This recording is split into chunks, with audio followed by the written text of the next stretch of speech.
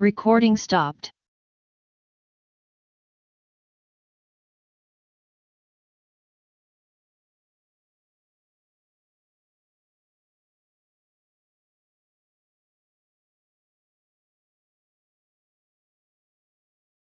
Recording in progress.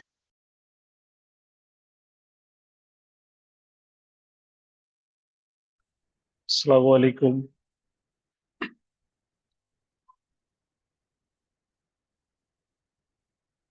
Somebody please confirm me that you can hear me. You can also see the screen. Walaikum assalam, sir. Yes, we Walaikum can assalam, hear you sir. and share the screen. Thank you.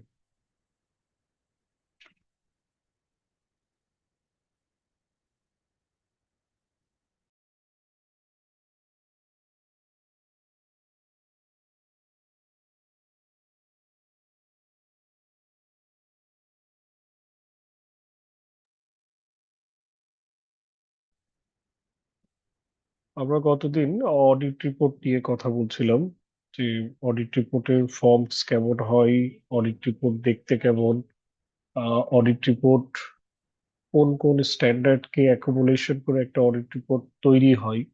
আমরা একটু just recap করে যাই, then will go forward. So আমরা দেখেছিলাম যে 5টা স্ট্যান্ডার্ডকে accumulation করে একটা অডিট রিপোর্ট তৈরি হয়। মেইন যে স্ট্যান্ডার্ডটা সেটার নাম হচ্ছে আইএসও 700, যেটা দিয়ে অডিট রিপোর্টটা ফর্ম হয় আর কি। একটা ফাইন্যান্সিয়াল স্টেটমেন্টের উপরে যে অডিট রিপোর্ট দেওয়া হয়, জেনারেল পারপাস ফাইন্যান্সিয়াল স্টেটমেন্টের উপরে, সেটার নাম হচ্ছে আইএসও 700। দেন আমরা দেখেছিলাম যে কি অডিট ম্যাটার কিসের জন্য প্রযোজ্য, কোন টাইপের ইন্ডাস্ট্রির জন্য প্রযোজ্য। আমরা বলেছি যে এটা শুধুমাত্র লিস্টেড এন্টিটি, এছাড়া টু বি লিস্টেড এবং কারো যদি শেয়ার না থেকেও ডিবেঞ্চার লিস্টেড থাকে, তার ক্ষেত্রেও অডিটের রিপোর্টে কি অডিট ম্যাটার দিতে হয়, এটা ম্যান্ডেটরি। বাকিদের ক্ষেত্রে কি অডিট ম্যাটারটা ম্যান্ডেটরি না, কি অডিট ম্যাটার হচ্ছে আমরা বলেছি optional on the part of management side. এবং কি অডিট ম্যাটারের আরো আলোচনা করতে গিয়ে আমরা আলোচনা করেছিলাম যে কি অডিট ম্যাটার কমিউনিকেশন করতে হবে, কি অডিট ম্যাটার কোনো অবজারভেশন না, কি অডিট ম্যাটার কোনো ম্যাটেরিয়াল মিসস্টেটমেন্ট না। কি অডিট ম্যাটার হচ্ছে অডিটরের সিগনিফিকেন্ট রিস্ক এরিয়া যেগুলোকে সে আইডেন্টিফাই করে সেগুলো সম্পর্কে ইউজারকে ইনফর্ম করা, সেগুলোর ব্যাখ্যা দেয়া, ফ্যাক্ট দেয়া, সেগুলোর ব্যাপারে সে কি কি অডিট প্রসিডিউর নিয়েছে এবং সেই অডিট প্রসিডিউরের আউটকামটা সেখানে ডিসক্রাইব করতে হয়। সো কি audit matter again saying this is not any material misstatement, this is not any observation, this is just identified significant risky area, যেটা অডিটর ইউজারকে ইনফর্ম করে 3টা পার্সপেক্টিভে। একটা হচ্ছে ওইটাকে কেন রিস্কি বলা হচ্ছে তার ফ্যাক্ট, 2 নম্বর হচ্ছে এটার এগেনস্টে সে কি কি অডিট প্রসিডিউর নিয়েছে এবং তার রেজাল্ট কি। এই 3টা জিনিসকে এখানে ডিসক্রাইব করতে হয়। অনেক সময় ডিসক্রিপশনে 3টা আলাদা পার্ট থাকে, অনেক সময় টেবুলার ফর্মে 2টা পার্টের ভিতরে এটাকে ডিসক্রাইব করা হয়। সো কি অডিট ম্যাটার টেবুলার ফর্মেও আসতে পারে, এক্স প্যারাগ্রাফ ফর্মেও আসতে পারে, দুইটাই অ্যালাউড, বাট টেবুলার ফর্মটা হচ্ছে মোস্টলি প্রেফারেবল আর কি। এরপরে আমরা জেনেছিলাম যে মডিফিকেশন অফ অডিট রিপোর্ট, অর্থাৎ অডিট রিপোর্ট যদি আনকোয়ালিফাইড না হয়, মডিফাইড হয়, অর্থাৎ যদি কোনো ম্যাটেরিয়াল স্টেটমেন্ট পাওয়া যায়, কোনো সিগনিফিকেন্ট ডিসএগ্রিমেন্ট থাকে, অথবা হচ্ছে স্কোপ লিমিটেশন থাকে, তাহলে আমাদের রিপোর্ট আনকোয়ালিফাইড না হয়ে কোয়ালিফাইড হতে পারে, অ্যাডভার্স হতে পারে, ডিসক্লেমার হতে পারে। সো এটা কোনটা হবে সেটার ইন্ডিকেশন গুলো 705-এ মডিফিকেশন অফ অপিনিয়নের এই স্ট্যান্ডার্ডে বলে দেওয়া আছে। কোয়ালিফাইড হোক অথবা আনকোয়ালিফাইড হোক, আমাদের রিপোর্ট এমফ্যাসিস অফ ম্যাটার বা আদার প্যারাগ্রাফ যেতে পারে, আমরা আজকে দেখবো এটার ডিটেলস। তো সেটা কিভাবে যেতে হবে, কোন ফর্মে যাবে, সেটা কোন সিচুয়েশনে এগুলো হতে পারে, সেটা 706 আলোচনা করেছে। আর আরেকটা বলেছিলাম আদার ইনফরমেশন, যেটা হচ্ছে আদার ম্যাটার, আদার ইনফরমেশন ভিন্ন জিনিস। আদার ইনফরমেশন হচ্ছে যে ইনফরমেশন গুলো ফাইন্যান্সিয়াল স্টেটমেন্ট থেকে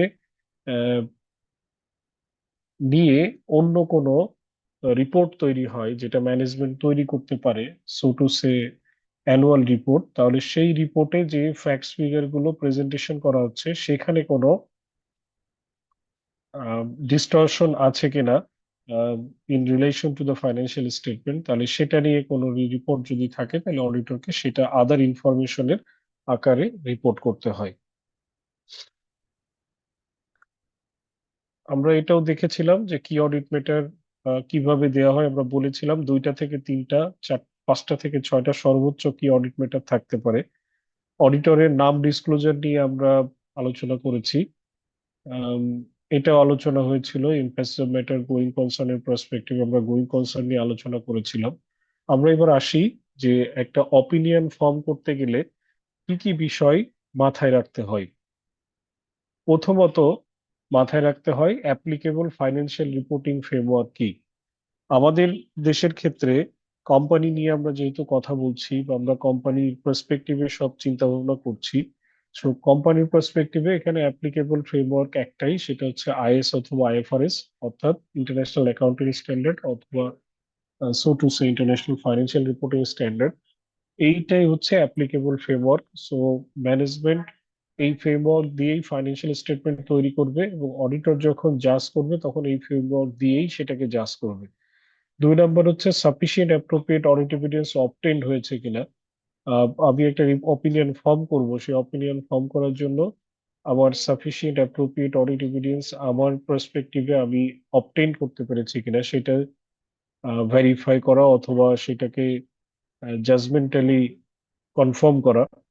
দেন হচ্ছে আনকারেক্টেড কোনো ম্যাটেরিয়াল মিসস্টেটমেন্ট আছে কিনা। এমন কোনো ম্যাটেরিয়াল মিসস্টেটমেন্ট আছে যেটা এখনো কারেকশন হয়নি, কারেকশন হয়ে গেলে তো আর প্রবলেম থাকে না, কিন্তু যদি কারেকশন না হয়ে যায় তখন চিন্তা করতে হবে আমার রিপোর্ট কি মডিফাইড হবে নাকি আনমডিফাইড হবে।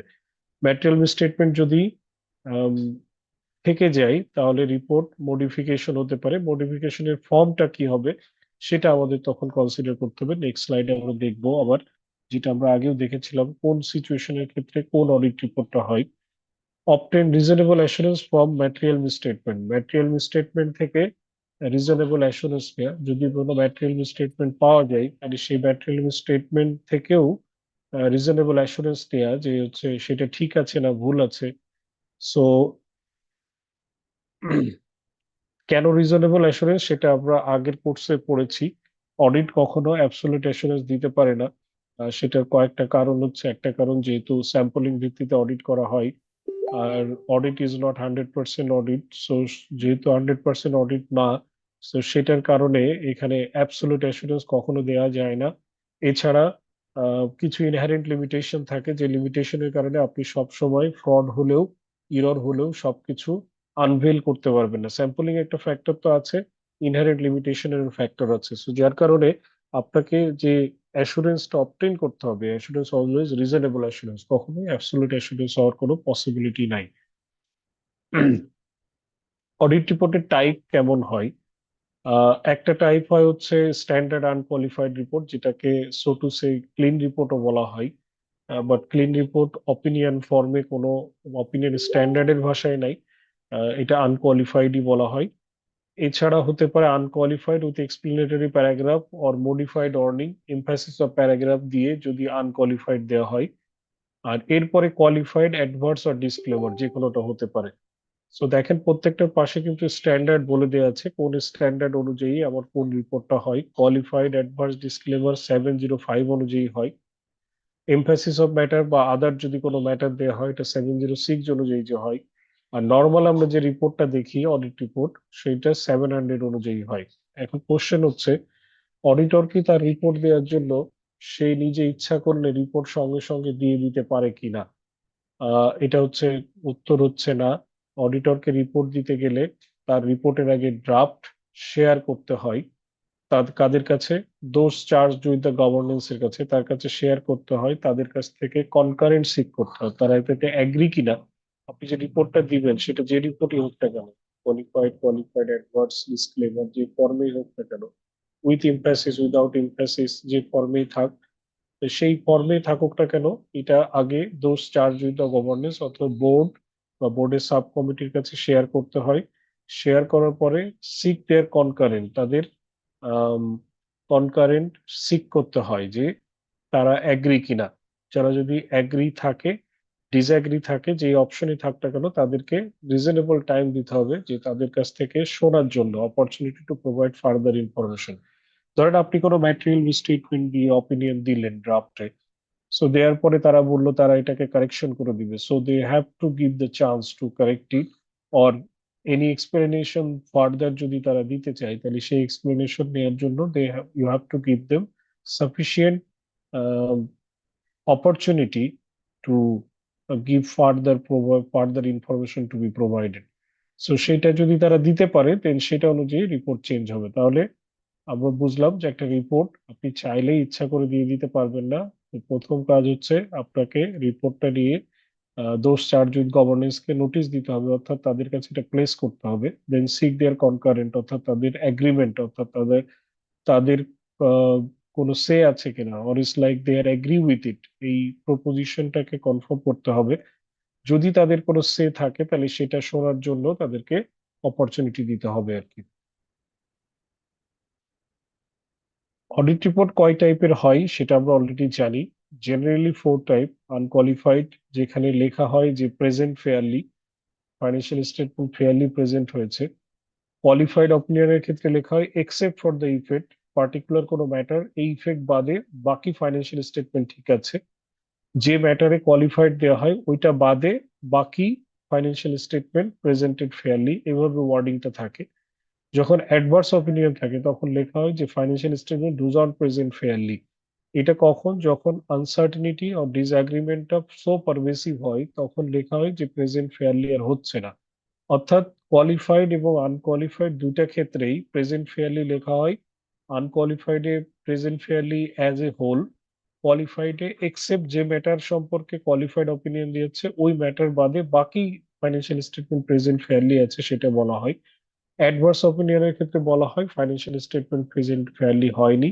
আর ডিসক্লেমার অপিনিয়নের ক্ষেত্রে বলা হয় auditor does not express an opinion, auditor কোনো অপিনিয়ন দেয় না, অর্থাৎ সে ফেয়ারলি প্রেজেন্ট কি নট ফেয়ারলি প্রেজেন্ট এটা বলার অপশনই থাকে না, কারণ স্কোপ লিমিটেশন পারভেসিভ হয়ে যায়, তখন তাকে ডিসক্লেমার অফ অপিনিয়ন দিতে হয়।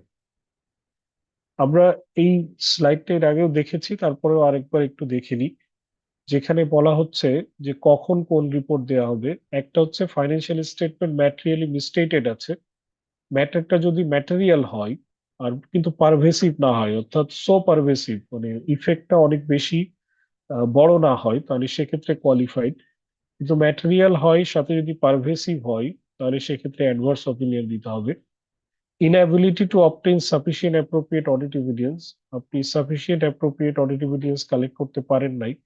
ম্যাটেরিয়াল নট পারভেসিভ হলে কোয়ালিফাইড, ম্যাটেরিয়াল এবং পারভেসিভ হলে ডিসক্লেমার অপিনিয়ন। তবে আপনি sufficient appropriate audit evidence directly পারেন নাই, এটার জন্য অবশ্যই আপনাকে কিন্তু অল্টারনেটিভ প্রসিডিউর অ্যাপ্লাই করতে হবে। যেমন আপনি হয়তো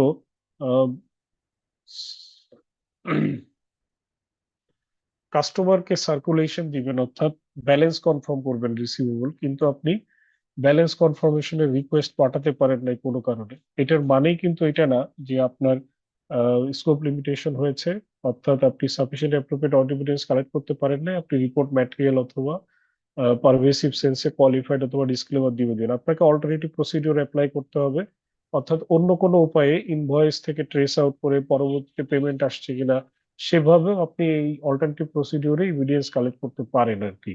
তো সেটা ট্রাই করার পরেও যদি না হয় তখন আপনাকে এই অপিনিয়নে যেতে হবে।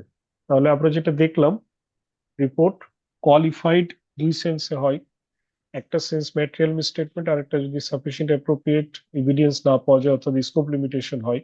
দুইটা ক্ষেত্রে ম্যাটেরিয়াল নট পারভেসিভ হলে কোয়ালিফাইড হয়, ম্যাটেরিয়ালি মিসস্টেটেড আছে কিন্তু পারভেসিভ ম্যাটেরিয়াল তাহলে অ্যাডভার্স, আর যদি স্কোপ লিমিটেশন পারভেসিভ হয়ে যায় তাহলে তখন ডিসক্লেমার অফ অপিনিয়ন হয়। এখানে কারোর মনে কোনো কোশ্চেন আছে কিনা, আপনি কোশ্চেন করতে পারেন।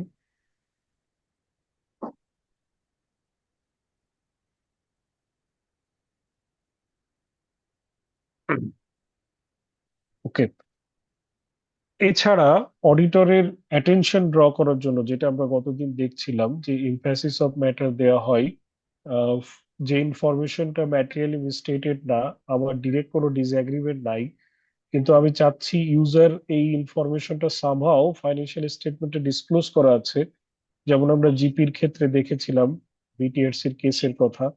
তো এরকম সিচুয়েশন যদি থাকে, যে সিচুয়েশনে আপনি মনে করছেন যে ইউজারকে ফার্দার অ্যাটেনশনের প্রয়োজন, তখন ইমফ্যাসিস অফ ম্যাটার দেওয়া হয়। ইমফ্যাসিস অফ ম্যাটার অবশ্যই ফাইন্যান্সিয়াল স্টেটমেন্টে ওই ম্যাটারটা ডিসক্লোজ হতে হবে, এবং অডিটর সেই ম্যাটারটাকেই কিন্তু রেফার করে ডিসক্লোজ করবে আর কি। আর ইউজারের ড্র অ্যাটেনশনের আরেকটা পার্ট আছে আদার ম্যাটার। আদার ম্যাটার নর্মালি খুব সিলি ক্ষেত্রে অথবা খুব নর্মাল কিছু ম্যাটারের ক্ষেত্রে দেওয়া হয়। যেমন নর্মাল একটা ম্যাটার, আপনি এই বছর অডিট করছেন কিন্তু আগের বছরের কম্পারেটিভ আছে যে অডিটটা আপনি করেন নাই, অন্য কোনো অডিটর করেছিল। যেমন বিসেকের রুল অনুযায়ী 3 বছর পর পর অডিটর চেঞ্জ হয়। তাহলে একটা ইয়ের ফোর্থ ইয়ারে গিয়ে তখন অডিটর যখন চেঞ্জ হচ্ছে, থার্ড ইয়ারের অডিটটা তো অন্য কেউ করেছে, এবং থার্ড ইয়ারেরটা কিন্তু কম্পারেটিভ হিসেবে আমার ফাইন্যান্সিয়াল স্টেটমেন্টে রয়ে যাচ্ছে। সো তখন এই ইনফরমেশনটাকে ক্লিয়ার করার জন্য লাস্ট ইয়ারের অডিট কে করেছে সেটা আদার ম্যাটারে, আদার ইনফরমেশন না কিন্তু আদার ম্যাটার প্যারাগ্রাফে উল্লেখ করা হয় যে লাস্ট ইয়ার অডিট আমি করি নাই, অন্য কেউ করেছে।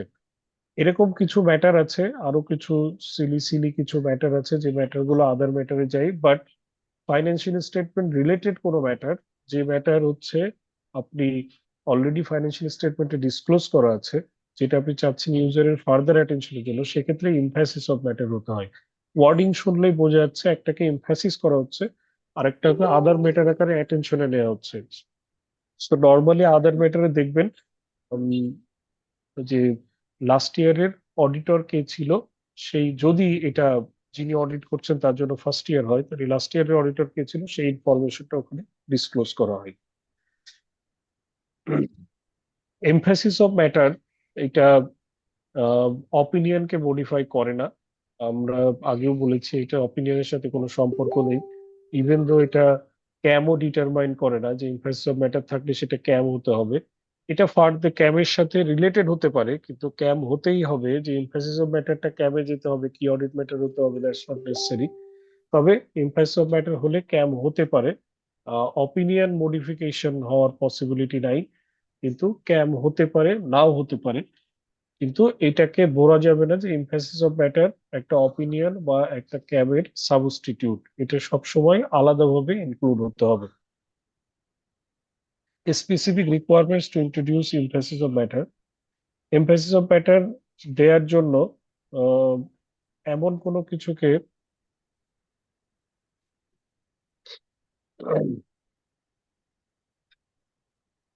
এমন কোনো কিছু কি কি জিনিস দেয়া যাবে, তার ভিতরে একটা হচ্ছে যে কোনো একটা ফাইন্যান্সিয়াল রিপোর্টিং ফ্রেমওয়ার্ক যেটা আনএক্সেপ্টেবল কিন্তু কোনো প্রেসক্রাইব বাই ল দিয়ে সেটা চলছে। যেমন ট্যাক্সের আইনে কিছু জিনিস বলা আছে আহ, যে অনুযায়ী ট্রিটমেন্ট দিতে হবে, কিন্তু ফাইন্যান্সিয়াল রিপোর্টিং বলে অন্যভাবে। এরকম যদি কোনো ব্যত্যয় থাকে, তাহলে সেই ব্যত্যয়টা ইমপ্যাক্টস অফ ম্যাটার প্যারাগ্রাফে দিয়ে দিতে হয়। ফাইন্যান্সিয়াল স্টেটমেন্ট যদি স্পেশাল পারপাস ফ্রেমওয়ার্কে হয়, জেনারেল পারপাস অর্থাৎ আইএস বা আইএফআরএস না দিয়ে অন্য কোনো ফ্রেমওয়ার্ক দিয়ে তৈরি হয়, তাহলে সেটা অডিট রিপোর্টে উল্লেখ করতে হয় এমফাসিস অফ ম্যাটারে। সাবসিকুয়েন্ট কোনো ইভেন্ট যদি থাকে যেটা অডিটর চাচ্ছেন যে এটার কারণে নতুন কোনো অডিট রিপোর্ট অ্যামেন্ডেড করার প্রয়োজন হয়েছে অথবা হয় নাই, কিন্তু হি ওয়ান্টস টু নো যে সাবসিকুয়েন্ট ইভেন্টটা যাতে ইউজার জানুক, তাহলে সেক্ষেত্রেও এমফাসিস অফ ম্যাটার দেওয়া যায়। তাহলে আমরা তিনটা জিনিস দেখলাম, একটা হচ্ছে লয়ের যদি কোনো ফল্ট থাকে যেটা প্রেসক্রাইবড একরকম কিন্তু ল এর কারণে ওটা আরেক রকম করে করা হচ্ছে, সেটা কোনো স্পেশাল পারপাস ফ্রেমওয়ার্কে যদি রিপোর্ট করা হয় সেটা, এবং সাবসিকুয়েন্ট যদি ইভেন্ট থাকে যেটা ইউজারকে আপনি ফার্দার ইনফর্ম করতে চান, যেটা ফাইন্যান্সিয়াল স্টেটমেন্টে অলরেডি ডিসক্লোজার আছে, তাহলে সেই জিনিসগুলোকে ডিসক্লোজ করতে হয়। এছাড়া ম্যাটেরিয়াল আনসার্টেনিটি যদি থাকে, কোনো লিটিগেশনের ম্যাটার, আর্লি কোনো কিছু অ্যাকাউন্টিং স্ট্যান্ডার্ড যেটা এখনো গ্লোবালি অ্যাপ্লাই হয়নি বা বাংলাদেশে এখনো অ্যাপ্লিকেবল হয়নি, কিন্তু তারা অ্যাপ্লিকেবল করতে চাচ্ছে, এরকম যদি কোনো সিচুয়েশন অ্যারাইজ করে, তাহলে সেক্ষেত্রেও আপনি সেটাকে এমফাসিস অফ ম্যাটারে দিতে চান।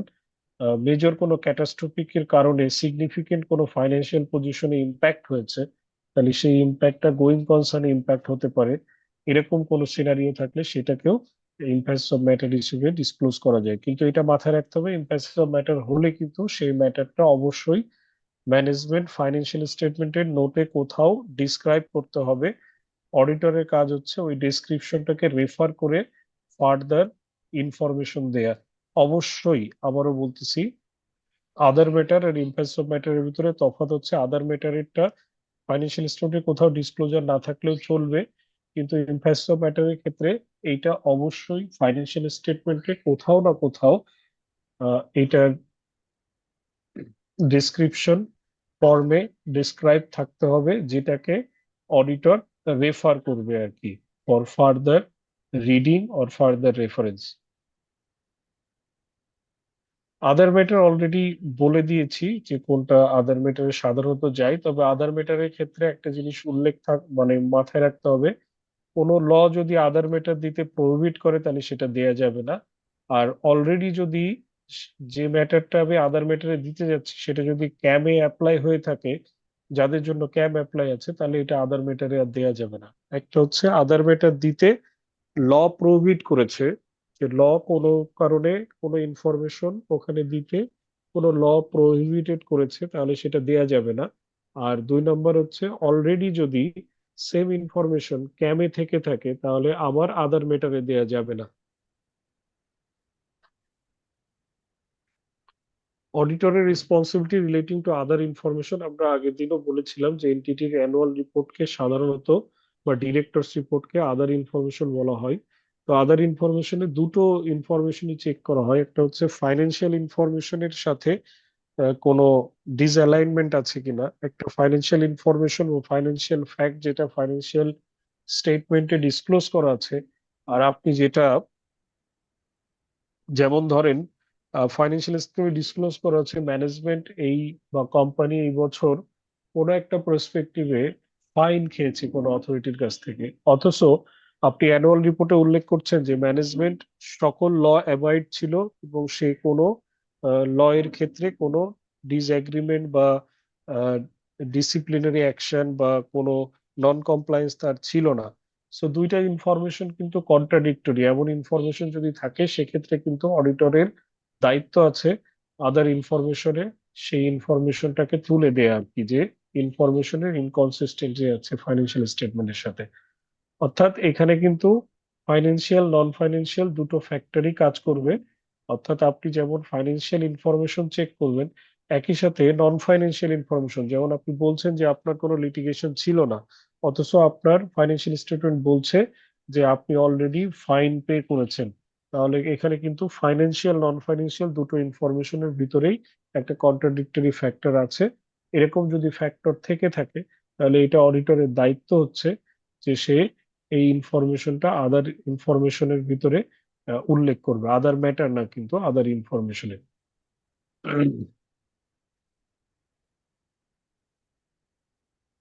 কি কি ম্যাটারকে কনসিডার করতে হবে আর কি।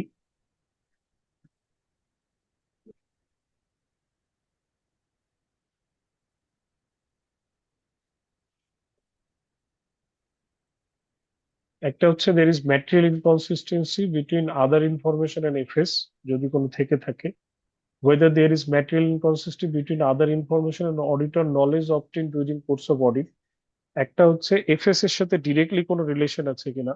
2 নম্বর হচ্ছে আদার ইনফরমেশনে যে ইনফরমেশন দেয়া আছে আর অডিটর ফাইন্যান্সিয়াল স্টেটমেন্টে নাই, কিন্তু অডিটর জানে যে ইনফরমেশনটা ভুল আসছে, তাহলে সেই ইনফরমেশন সম্পর্কেও যদি কোনো ইনকনসিস্টেন্সি থাকে সেটা উল্লেখ করতে হবে। যেমন ধরেন একটা বছরে কতটা প্রোডাক্ট সেল হয়েছে, কত টাকার না, কতটা পিস সেল হয়েছে, সেটা সাধারণত ফাইন্যান্সিয়াল স্টেটমেন্টে থাকে না, কিন্তু আপনি হয়তো আপনার কোর্স অফ অডিটে আপনি জেনেছেন যে একটা প্রোডাক্ট এতগুলো সেল হয়েছে, আপনার হয়তো কোনো ওয়ার্কিং পেপারে আছে, কিন্তু আপনি যখন দেখছেন আদার ম্যাটারে, সরি, অ্যানুয়াল রিপোর্টে দিচ্ছে, সেই ইনফরমেশন সাথে আপনার যে ইনফরমেশন আপনার কাছে অবটেইন করা আছে সেই ইনফরমেশনের ডিফারেন্স আসছে, সেটাকেও আপনার কনসিডার করতে হবে। To respond appropriately, an auditor identifies such material inconsistency. যখন এরকম material inconsistency পাবে তখন অডিটরকে আগে সেটা নিয়ে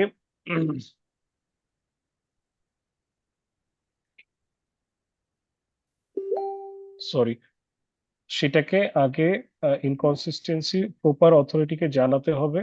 প্রপার অথরিটিকে জানানোর পরে যদি তারা সেই ইনকনসিস্টেন্সি নিয়ে কোনো অ্যাকশন না নেয় তাহলে সেক্ষেত্রে আইসা অনুযায়ী আমাকে আদার ইনফরমেশনে এই ম্যাটারটাকে উল্লেখ করতে হবে। তাহলে এটা ছিল অডিট রিপোর্টের ফান্ডামেন্টাল।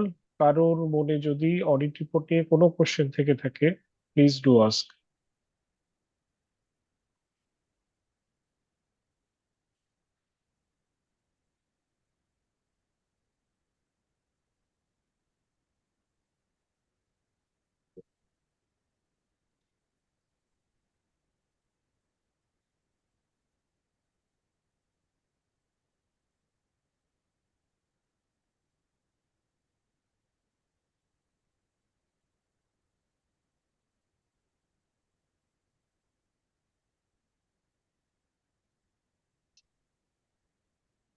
আমরা কি নতুন কোনো স্লাইড দেখতে পাচ্ছি কিনা?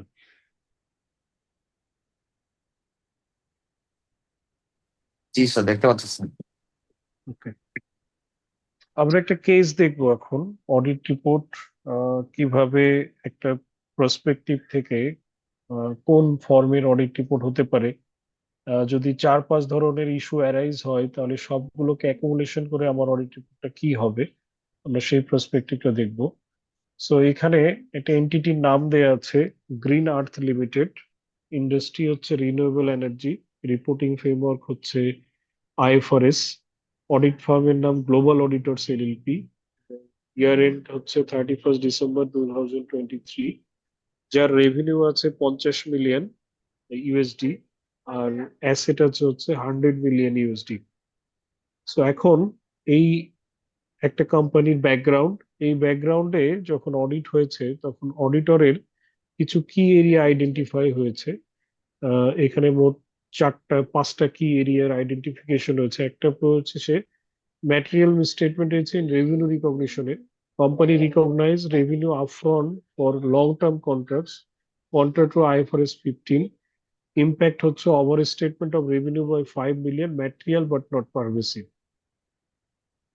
কোম্পানির রেভিনিউ আপফ্রন্ট রিকগনিশন হয়েছে লং টার্ম কন্ট্রাক্টে আইএফআরএস 15 অনুযায়ী, যেটা ওভার দ্য টাইম হওয়ার কথা। অব্লিগেশন আছে পারফরমেন্স ওভার টাইম, অর্থাৎ এটা সম্পূর্ণটা এই বছর রিকগনিশন হওয়ার কথা না, কিছু পোর্শন এই বছর কিছু পোর্শন পরবর্তী বছরে রিকগনিশন হওয়ার কথা।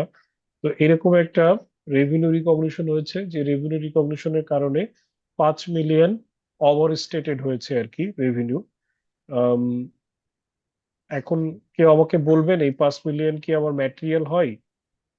রেভিনিউ 50 মিলিয়ন আমার টোটাল, তাহলে 5 মিলিয়ন কি ম্যাটেরিয়াল হয় কিনা? জি স্যার। কেন ম্যাটেরিয়াল হয়? Sir 10% almost. আর ম্যাটেরিয়াল হচ্ছে রেভিনিউ হচ্ছে 2 to 5% এর উপরে গেলে হচ্ছে কি ম্যাটেরিয়াল হওয়ার কথা। Exactly, thank you. সো যেহেতু ম্যাটেরিয়াল কিন্তু আমরা পারভেসিভ বলতে পারছি না, 20-30% হয়ে গেলে তখন হয়তো পারভেসিভ বলতে পারতাম। ম্যাটেরিয়াল হয়েছে বাট নট সো পারভেসিভ, মানে খুব বেশি হয় নাই। তো সেটা যদি কারেকশন না হয় তাহলে আমার রিপোর্ট কোয়ালিফাইড পর্যন্ত গিয়ে থেমে যেতে পারে, অ্যাডভার্স হওয়ার পর্যায়ে যায় নাই এখনো। গোয়িং কনসার্ন আনসার্টেনিটি আছে, বলছে green earth has negative cash flow and relies on pending government grant to continue the operation. তাদের নেগেটিভ ক্যাশ ফ্লো আছে এবং গভর্নমেন্টের গ্র্যান্টের জন্য তারা অপেক্ষা করতেছে তাদের কন্টিনিউ অপারেশন করার জন্য। Management disclose the issue but did not prepare liquidation accounts, অর্থাৎ এই ম্যাটারটা তারা ডিসক্লোজ করেছে তাদের এই গোয়িং কনসার্নের যে আনসার্টেনিটি আছে, কিন্তু এখনো গোয়িং কনসার্ন বেসিসে অ্যাকাউন্টিং করছে, লিকুইডেশন বেসিসে না। 3 নাম্বার বলছে ফ্রড রিস্ক ইন ইনভেন্টরি, আইসা 240 এবং 701 এর পার্সপেক্টিভ এখানে আছে।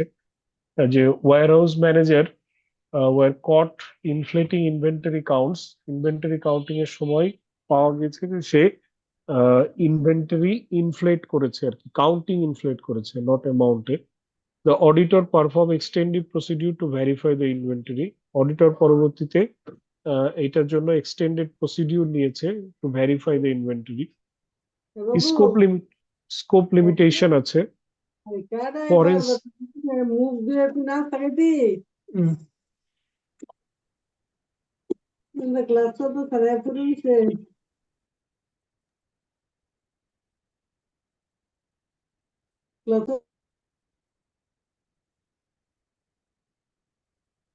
স্কোপ লিমিটেশন আছে ফরেন সাবসিডিয়ারির ক্ষেত্রে, যে ফরেন তাদের একটা সাবসিডিয়ারি আছে কিন্তু ডিউ টু জিওপলিটিক্যাল রিস্কের কারণে auditor could not verify A subsidiary asset worth 2 million. 2 মিলিয়নের একটা অ্যাসেট আছে সাবসিডিয়ারি যেটা দেশের বাইরে, কিন্তু জিওপলিটিক্যাল সিচুয়েশনের কারণে সে এখনো ওইটা যাইতেও পারে নাই, ভেরিফিকেশনও করতে পারে নাই। এখন 2 মিলিয়ন আমার জন্য ইম্যাটেরিয়াল, কারণ টোটাল অ্যাসেট হচ্ছে আমার 100 মিলিয়ন। সো যার 2% হচ্ছে 2 মিলিয়ন। তো আমার ম্যাটেরিয়ালিটি ওভার হতে পারে 2.5%-এর উপরে গেলে। সো 2.5%-এর উপরে যেহেতু আমার যায় নাই, সো সেক্ষেত্রে আমরা এটাকে ইম্যাটেরিয়ালি ধরে নিতে পারি in terms of single asset সেন্সে আর কি। ইনকনসিস্টেন্সি ইন ইএসজি রিপোর্ট করা হয়েছে, অর্থাৎ এটা হচ্ছে আদার ইনফরমেশন অ্যানুয়াল রিপোর্টের পার্ট হিসেবে, যেখানে সাস্টেইনেবিলিটি রিপোর্ট ক্লেম করা হয়েছে জিরো কার্বন ইমিশন, যে সে জিরো কার্বন ইমিশন করেছে, কিন্তু ফাইন্যান্সিয়াল স্টেটমেন্ট শো করতেছে 1 মিলিয়ন কার্বন ট্যাক্সেস তাকে দিতে হয়েছে। তাহলে এখানে কিন্তু একটা কন্ট্রাডিক্টরি ইনফরমেশন আছে। সে নিজে বলতেছে তার কোনো কার্বন ইমিশন নাই, কিন্তু তার ফাইন্যান্সিয়াল স্টেটমেন্ট তাকে বলছে যে না, তার কার্বন ইমিশন আছে এবং সে কার্বন ইমিশনের কারণে তার ট্যাক্স দিতে হয়েছে আর কি। সো এখানে কিন্তু আদার ইনফরমেশনের একটা পার্সপেক্টিভ আছে। আমরা এবার প্রত্যেকটা পার্সপেক্টিভকে একটু আলাদা আলাদা করে দেখি। প্রথমটা ছিল material statement in revenue recognition. তো আমরা রেভিনিউ রিকগনিশনে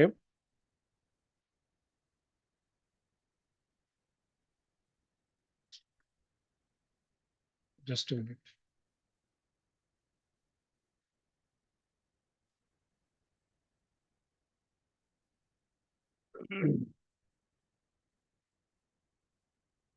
রেভিনিউ রিকগনিশনে আমাদের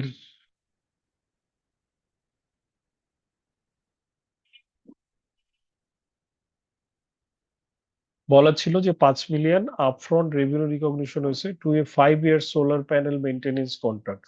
5 বছরের একটা মেইনটেনেন্স কন্ট্রাক্টকে আমাদের একবারেই রিকগনিশন করে ফেলা হয়েছে। আইএফআরএস বলতেছে যে এটা একবারে রিকগনিশন হবে না, যেহেতু সার্ভিসটা 5 বছরের ভিতরে স্প্লিটেড, তাহলে রেভিনিউটাও রিকগনিশন হবে ওভার দ্য টাইম, অর্থাৎ প্রতি বছরে সেপারেট সেপারেট রেভিনিউ রিকগনিশন হবে। আইদার স্ট্রেট লাইন বেসিসে 1 মিলিয়ন করে হতে পারে, অথবা যে সার্ভিস কন্ট্রাক্টের ভিতরে সার্ভিসের যদি কোনো ডেফিনেশন ওভাবে থেকে থাকে কতটুকু সার্ভিস কোন বছরে দেওয়া হবে, তাহলে সেই প্রপোর্শনেটও হতে পারে। যেহেতু আমাদের কাছে ফার্দার ডিটেলস নাই, আমরা ধরে নিতে পারি যে 5 বছরে সমানভাবে হবে, অর্থাৎ এই বছর 5 মিলিয়ন রেভিনিউ হবে না, এই বছর রেভিনিউ হবে মাত্র 1 মিলিয়ন, কিন্তু ক্লায়েন্ট 5 মিলিয়ন রেভিনিউ রিকগনিশন করে ফেলেছে।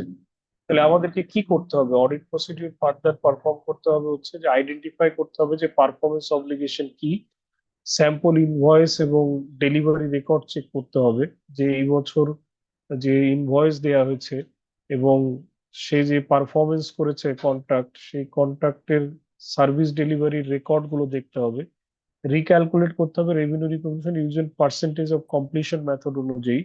ক্যালকুলেশন করার পরে রেভিনিউ কত আসে সেটা দেখতে হবে। এরপরেও যদি ম্যানেজমেন্ট আবার ক্যালকুলেশন বা আমার ডিসএগ্রিমেন্টের উপরে বেস করে তার ক্যালকুলেশন কারেক্ট না করে, সে যদি 5 মিলিয়নে থাকে, তাহলে আমরা এটাকে ওভার স্টেটমেন্ট ধরে নিয়ে ম্যাটেরিয়াল মিসস্টেটমেন্ট ধরে নিব, এবং এই ম্যাটেরিয়াল মিসস্টেটের কারণে ডেফিনেটলি কোয়ালিফাইড অপিনিয়ন হবে, কারণ ম্যাটেরিয়াল কিন্তু পারভেসিভ না, কিন্তু 10% পর্যন্ত আছে। সাধারণত পারভেসিভ 20-30%-এর উপরে চলে গেলে, 30-40% এরকম চলে গেলে তখন পারভেসিভ ধরা হয়, তার আগে না। অর্থাৎ অলমোস্ট 50%-এর কাছাকাছি যদি ম্যাটেরিয়ালি মিসস্টেটেড থাকে তখন এটাকে পারভেসিভ ধরা হয়, তার আগে না।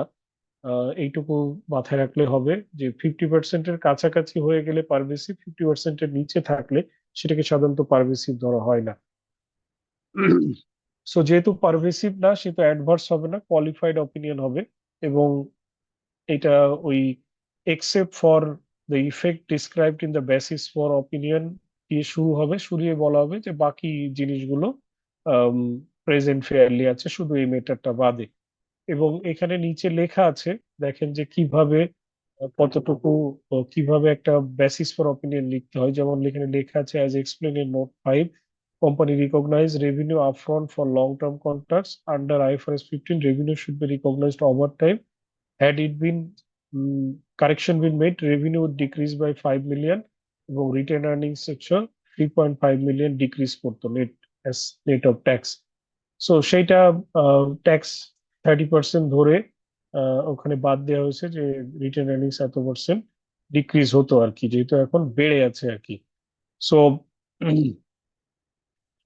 এরকম ভাবে একটা বেসিস ফর অপিনিয়ন লেখা হয়। এবং অপিনিয়ন, কোয়ালিফাইড অপিনিয়নের ক্ষেত্রে এক্সেপ্ট ফর দ্য ইফেক্ট দিয়ে শুরু হয় আর কি। সেকেন্ড কনসার্ন ছিল যে গোয়িং কনসার্ন ইস্যু আছে, যে কোম্পানি নেগেটিভ ক্যাশ ফ্লো আছে, 2 মিলিয়ন লস হয়ে গিয়েছে, আর ডিপেন্ডেন্সি আছে 4 মিলিয়ন গভর্নমেন্ট গ্র্যান্টের উপরে। সো এইটা যেহেতু এখনো আনসার্টেনিটি আছে এবং অ্যামাউন্টটা is not very big, so সেই কারণে আমার গোয়িং কনসার্ন বেসিসের ব্যত্যয় হওয়ার কোনো অপশন নাই, কিন্তু ইমফ্যাসিস অফ ম্যাটার দিতে হবে। এবং সেই ইমফ্যাসিস অফ ম্যাটারে উল্লেখ করতে হবে কেন আমি লিকুইডেশন বেসিসে অ্যাকাউন্টিং বা ব্রেকআপ বেসিসে অ্যাকাউন্টিং না করে আমি গোয়িং কনসার্ন বেসিসে করছি। সেটার কারণ দেখেন, এখানে বলা আছে উইদাউট কোয়ালিফাইং আওয়ার অপিনিয়ন। তবে যদি একটা কোয়ালিফাইং রিপোর্ট থাকে তাহলে তখন লিখতে হবে without further qualifying our opinion. We draw attention to note number 12, যেখানে ইন্ডিকেট করা আছে যে Greens Earth ability to continue as a going concern depends on securing additional funding. Additional funding বলতে যে গভর্নমেন্টের 4 মিলিয়ন ফান্ডিং, যেটা এখনো অ্যাপ্রুভাল হয় নাই। This condition indicates material uncertainty that may cast significant doubt on company's ability to continue as going concern. So ইনফরমেশনটা ইউজারের কাছে ক্লিয়ারলি গেল যে নোট নাম্বার 12তে ম্যানেজমেন্ট হয়তো ফার্দার এক্সপ্লেনেশন দিয়েছে। আমরা যখন ইমফ্যাসিস করব তখন ইমফ্যাসিস ওই নোটটাকে রেফার করে অলওয়েজ লিখতে হবে ড্র অ্যাটেনশন এবং উইদাউট কোয়ালিফাইং অপিনিয়ন।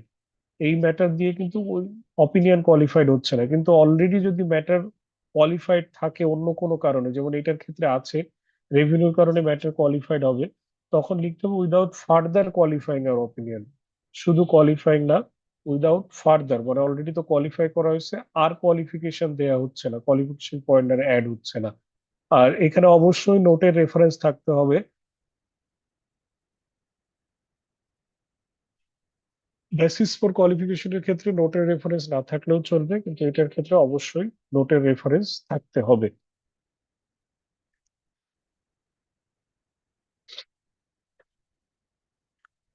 2 নাম্বার বলা হচ্ছে ফ্রড রিস্ক ইন ইনভেন্টরি। ইনভেন্টরিতে ফ্রড রিস্ক আছে, রিস্ক ঘটে গেছে সেটা কিন্তু বলা হয় নাই, ফ্রড রিস্ক আছে বলা হয়েছে।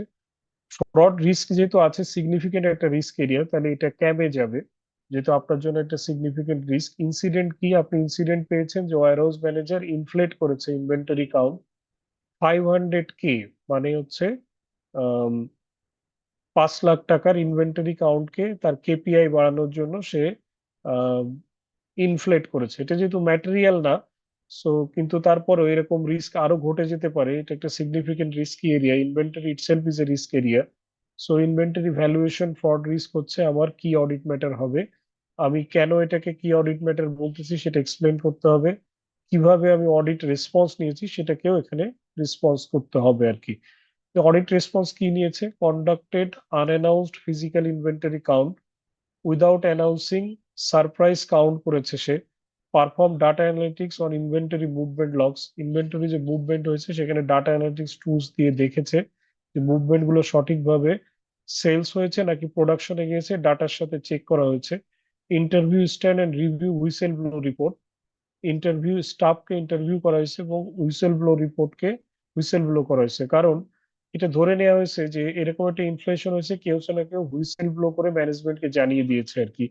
তো সেই প্রসপেক্টিভে প্রথমে স্টাফদেরকে ইন্টারভিউ করা হয়েছে, পরবর্তীতে হুইসেল ব্লো রিপোর্টকে রিড আউট করা হয়েছে। তাহলে এই ম্যাটারটা কিন্তু না কোনো কোয়ালিফাইড অপিনিয়ন না এমফাসিস ম্যাটার, এটা একটা কি অডিট ম্যাটারের পার্সপেক্টিভে যাবে ইনভেন্টরি ভ্যালুয়েশন ফ্রড রিস্ক এই নামে, এবং সেখানে উল্লেখ করতে হবে কেন আমি এটাকে এই কি অডিট ম্যাটার বলছি, আমি কি কি অডিট রেসপন্স নিয়েছি, সেই রেসপন্স গুলো এখানে সিগনিফিকেন্ট কেন। দেখেন এখানে বলা আছে যে inventory susceptible to manipulation due to decentralised warehouse হওয়ার কারণে ইনভেন্টরি ম্যানিপুলেশন হতে পারে। এটা হচ্ছে আমার কেন সিগনিফিকেন্ট সেটার ব্যাখ্যা। এখানে ব্যাখ্যা এত ছোট না, আরো বড় হয়। আর অডিট রেসপন্সে সে কি করেছে, সে ইনহ্যান্স ফিজিক্যাল ভেরিফিকেশন করেছে, অর্থাৎ আনঅ্যানাউন্সড ফিজিক্যাল কাউন্ট করেছে, surprise count, data analytics tools use করেছে তার ইনভেন্টরি মুভমেন্ট কে করার জন্য, ফ্রড ইনকোয়ারি করেছে, ইন্টারভিউ করেছে স্টাফদেরকে, রিভিউ করেছে হুইসেল ব্লো পলিসি। তো সে তার পলিসিগুলোকে ফরওয়ার্ড করে আম, সেগুলোকে ফলো করে সে তার মিটিগেশন প্ল্যান নিয়েছে। এরপরেও যদি কোনো কিছু থেকে যেত, আরো যদি বাড়তি কোনো প্রবলেম রিভিল হতো, তখন রিপোর্টিং এর ইস্যু আসতো। স্কোপ লিমিটেশন হয়েছে। স্কোপ লিমিটেশন হয়েছে হচ্ছে যে ফরেন সাবসিডিয়ারিকে সে অডিট করতে পারে নাই। সো ইস্যু হচ্ছে, প্রবলেম কি, সাবসিডিয়ারি হচ্ছে এমন একটা কান্ট্রিতে আছে যে কান্ট্রিতে পলিটিক্যাল আনরেস্টের কারণে আপনি যেতে পারছেন না। 2 মিলিয়ন হচ্ছে তার অ্যাসেটের সাইজ, ম্যাটেরিয়ালিটি গ্রুপ অনুযায়ী মাত্র 2% অফ দ্য অ্যাসেটের। সো আমরা এটা কি ম্যাটেরিয়াল ধরে নিচ্ছি। অপিনিয়ন আনমডিফাইড হবে, কোনো রেফারেন্সের প্রয়োজন নাই এখানে। শুধুমাত্র আদার ম্যাটারে এই যেতে পারে, ইনফরমেশন যেতে পারে যে কোম্পানির একটা সাবসিডিয়ারি আছে যেটা আমরা অডিট করি নাই, সেটা অডিট অন্য কেউ করেছে, তার ইনফরমেশন ওখানে দেয়া যেতে পারে আর কি। এছাড়া আর কোনো ইনফরমেশন এখানে দেওয়ার কোনো প্রয়োজন নাই, যেহেতু itself is very immaterial in terms of asset perspective. Inconsistency in ESG report, ESG রিপোর্টে ইনকনসিস্টেন্সি আছে। তো সেখানে একটা ডেসক্রিপেন্সি আছে, কি ডেসক্রিপেন্সি আছে, প্রথমে সে সাস্টেনেবিলিটি রিপোর্টে বলছে যে জিরো কার্বন ইমিশন, কিন্তু তার ফাইন্যান্সিয়াল স্টেটমেন্ট বলছে তার 1 মিলিয়ন কার্বন ট্যাক্স পে করা লেগেছে।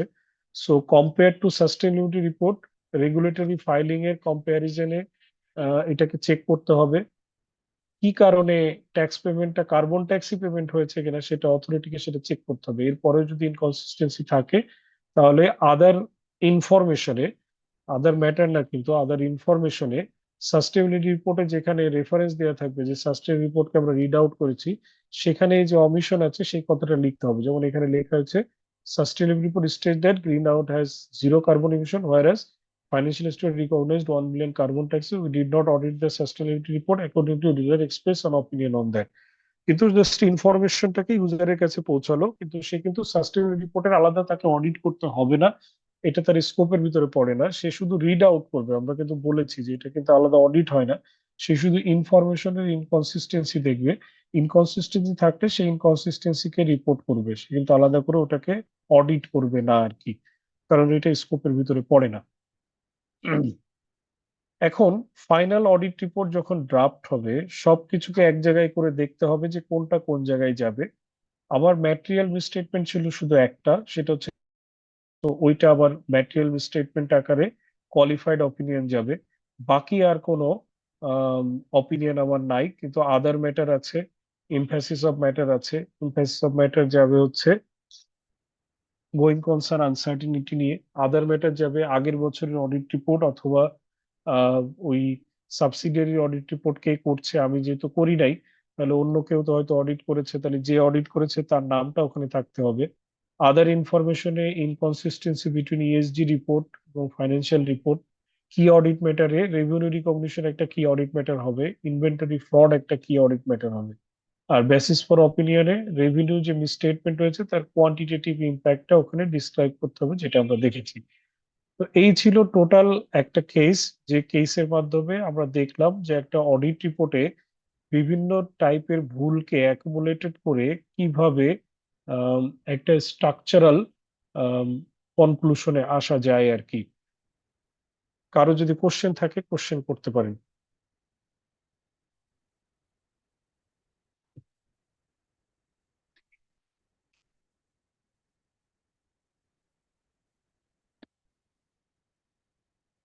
কোশ্চেন না থাকলে আমরা প্রথম ক্লাসটা এখানে শেষ করে দিব। প্রথম ক্লাসটা এখানে শেষ করে আগে অ্যাটেন্ডেন্সটা নিয়ে নিব, তারপরে সেকেন্ড ক্লাস শুরু করব 10 মিনিট পরে।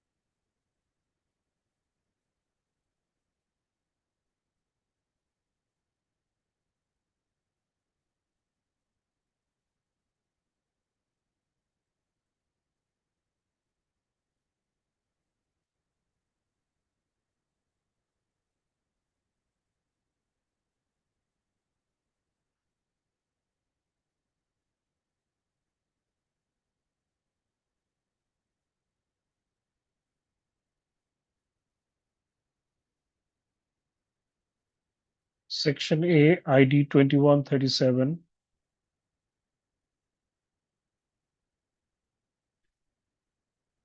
Twenty-one 127, 2235, Present, sir. 2245, Yes, sir. 2261, Present, sir.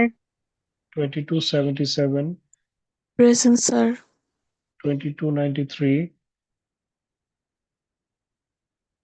22101, Present, sir. 22153, Present, sir. 22169, Present, sir. 22171, Present, sir. 01, Present, sir. 05, 07, Present, sir. 11,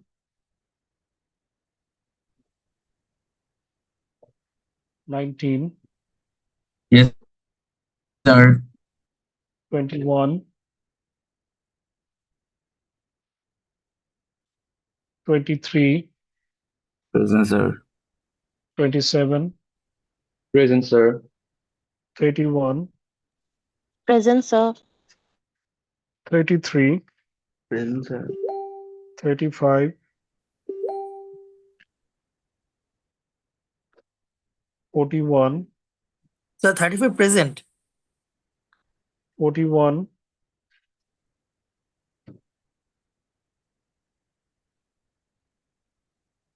45, Present, sir. 51, 59,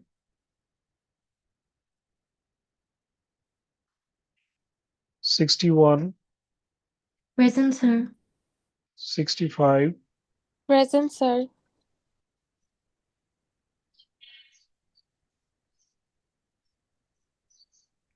67, Yes, sir. 69, sir 69 chat বক্সে লিখেছে Sir, present 69 present, sir. 75, Yes, sir. 77, Present, sir. 79, Yes, sir.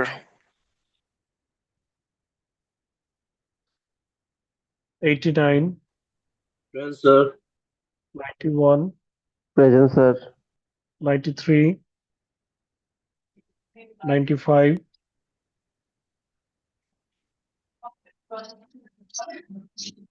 97, Present, sir. 101, 109, 109 present, sir. 111, Yes, sir. 113, 115, Present, sir. 119, 125, 127, Present, sir. 129, Present, sir. 131, Present, sir. Sir, One less. 119 present, sir. Thank you, sir. 133, Present, sir. 137, Present, sir.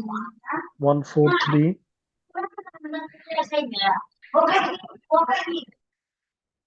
145. Yes, sir. Sir, 41. 113 Sir. Sir CA exam দিতে গিয়েছে sir আপনাকে text করেছে sir 005টা একটু miss গেছে। And sir 11 chat বক্সে লিখেছে sir আনাগ Ahmed Piyal and sir 113 CA exam দিতে গিয়েছে sir Sir, 41.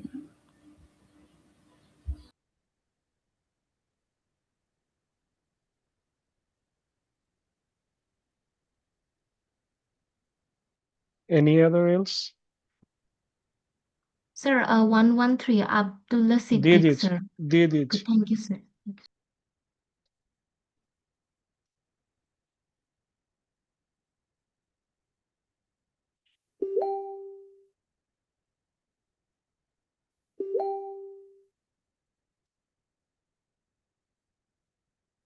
Sir, 125.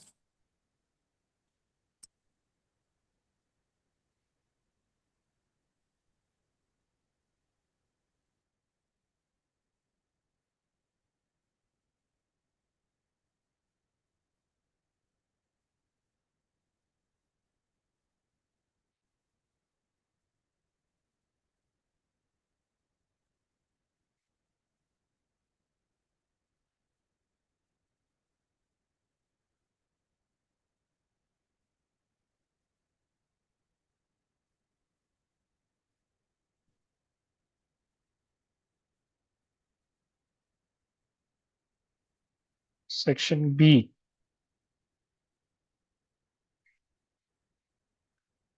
$21.54, Yes, sir. $21.14, Yes, sir. sorry, $22.26, Present, sir. $22.144, Present, sir. $22.154, Present, sir. $22.164, Yes, sir. 04, 10, Yes, sir. 12, 14, 20, Yes, sir.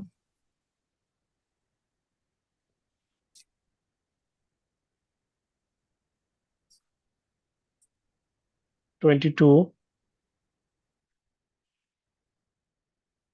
26, Present, sir. 30, Present, sir. 42, Present, sir. 44, 48, Present, sir. 50, Present, sir. 52, Yes, sir. 54, Present, sir. 58, Yes, sir. 60, Present, sir. 64, Yes, sir. 66, Present, sir. 68, Present, sir. 74, Yes, sir. 86, Present, sir. 88, 104, Present, sir. 108, Present, sir. 110, Present, sir. 116, Present, sir. 122, 124, Present, sir. 130, Present, sir. 132,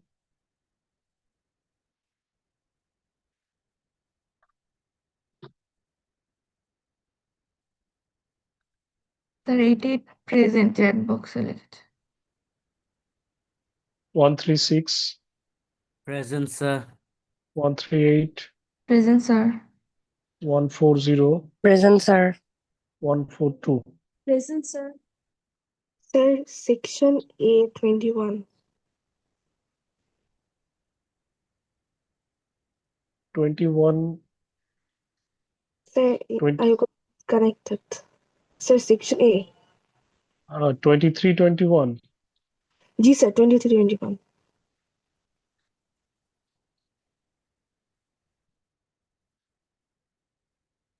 Sir, section A 59 miss গিয়েছিল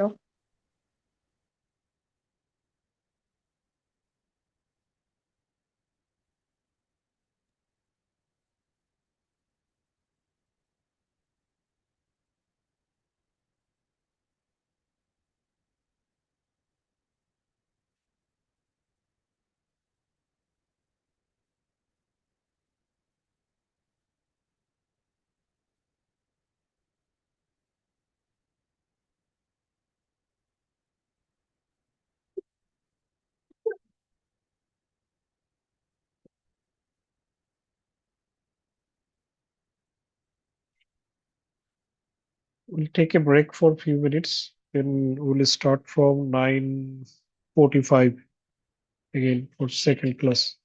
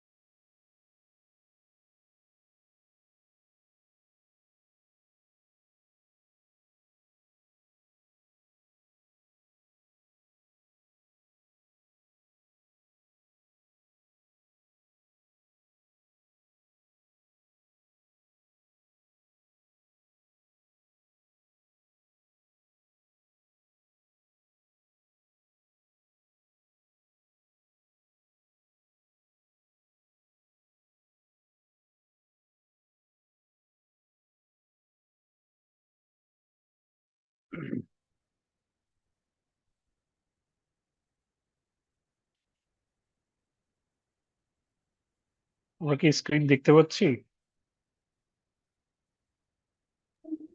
sir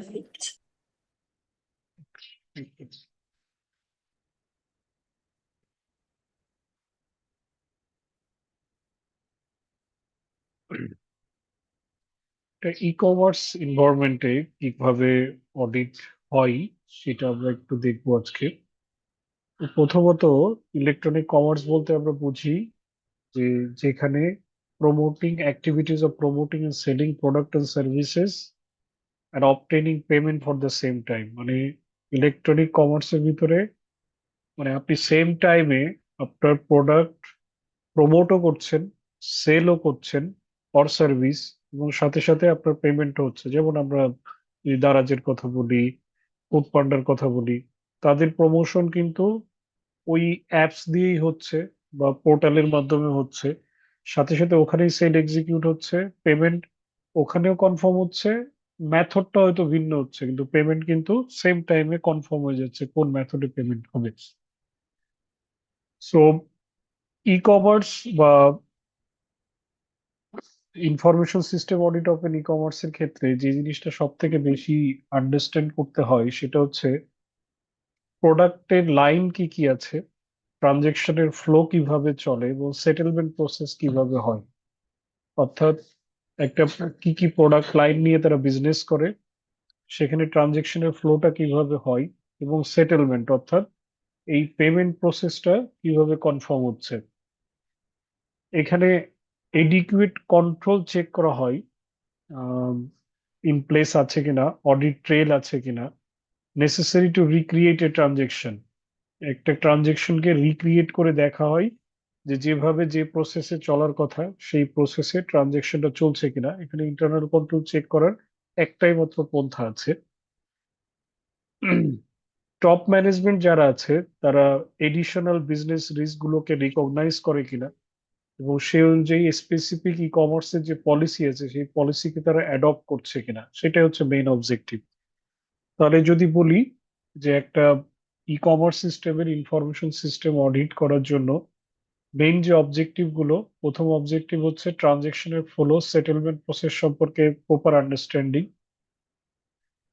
একটা transaction recreate করে দেন দেখা control ঠিক মতো কাজ করে কিনা, এবং 3 নম্বর হচ্ছে টপ ম্যানেজমেন্টে যারা আছেন তারা বিজনেসের রিস্ক এবং কন্ট্রোল গুলোকে আইডেন্টিফাই করে কিনা, এডিশনাল রিস্কের প্রয়োজন, এডিশনাল রিস্ক আছে কিনা, এডিশনাল কন্ট্রোলের প্রয়োজন আছে কিনা, এবং সেটা অনুযায়ী স্পেসিফিক পলিসি তারা অ্যাডপ্ট করছে কিনা। ই ব্যাংকিং এর যদি বলি, ই ব্যাংকিং এর ক্ষেত্রে যে জায়গাগুলোকে আইডেন্টিফাই করতে হয় একটা হচ্ছে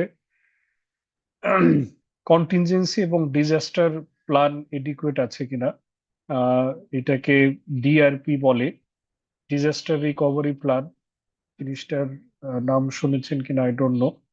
ডিজাস্টার রিকভারি প্ল্যান হচ্ছে একটা ডিজাস্টার হয়ে গেলে, আরেকটা হচ্ছে বিজনেস কন্টিনিউটি প্ল্যান যেটাকে কন্টিনজেন্সি প্ল্যান বলে, বিসিপি আর ডিআরপি বলা হয় সংক্ষেপে। বিজনেস কন্টিনিউটি প্ল্যান হচ্ছে একটা অকারেন্স ঘটে গেলে আপনি বিজনেসকে কন্টিনিউ করবেন কি করে, আর ডিজাস্টার হচ্ছে যে অকারেন্স ঘটতে পারে সেটার আগে থেকে আপনার যথাযথ ব্যবস্থা নেওয়া। যেমন আপনার যদি ই কমার্স সিস্টেম থাকে তাহলে ই কমার্স সিস্টেমের সার্ভার যদি ঢাকাতে থাকে, আপনাকে বাইরে ব্যাকআপ রাখতে হয় এমন জায়গায়, যে জায়গায় ব্যাকআপ রাখতে হবে যে কোনো কারণে যদি ভূমিকম্প হয় তাহলে ঢাকা ইফেক্টেড হলে কোন জায়গাটা ইফেক্টেড হওয়ার পসিবিলিটি কম। বাংলাদেশে পুরোটা ইফেক্টেড হতে পারে কিন্তু কোন জায়গার মাত্রাটা কম এমন জায়গায় আপনার সার্ভারটার ব্যাকআপ রাখতে হয়। যেমন আমাদের এখানকার প্লেট আর আহ, উত্তরবঙ্গের একটা প্লেট এক না, সো হয়তো আপনাকে উত্তরবঙ্গে রাখতে হবে, না হলে ময়মনসিংহে রাখতে হবে, না হলে খুলনার দিকে রাখতে হবে। অর্থাৎ এমন জায়গায় রাখতে হবে যে জায়গায় মানে মেন লোকেশনে যদি কোনো ডিজাস্টার হয়ে যায় তাহলে আপনি ওই লোকেশন থেকে যাকে বিজনেস চালাতে পারেন। এখন ডিজাস্টার মানে শুধু আর্থকোয়েক না, ডিজাস্টার মানে যে কোনো ডিজাস্টার হতে পারে। Power shortage is one sort of disaster, blackout is one sort of disaster, flood is one sort of disaster. যে কোনো টাইপের ডিজাস্টারের ক্ষেত্রে আপনাকে এই প্ল্যানটা রাখতে হবে যে এক জায়গায় যদি ডিজাস্টারের ইফেক্ট পড়ে তাহলে আপনি যাতে অন্য জায়গা থেকে এটাকে অপারেট করতে পারেন। এর জন্য যে লিগ্যাল কমপ্লায়েন্স আছে সেই লিগ্যাল কমপ্লায়েন্সকে মাথায় রাখা, ই ব্যাংকিং এর জন্য বাংলাদেশ ব্যাংকের গাইডলাইন আছে, তাহলে সেই গাইডলাইনকে মাথায় রেখে কাজ করতে হবে।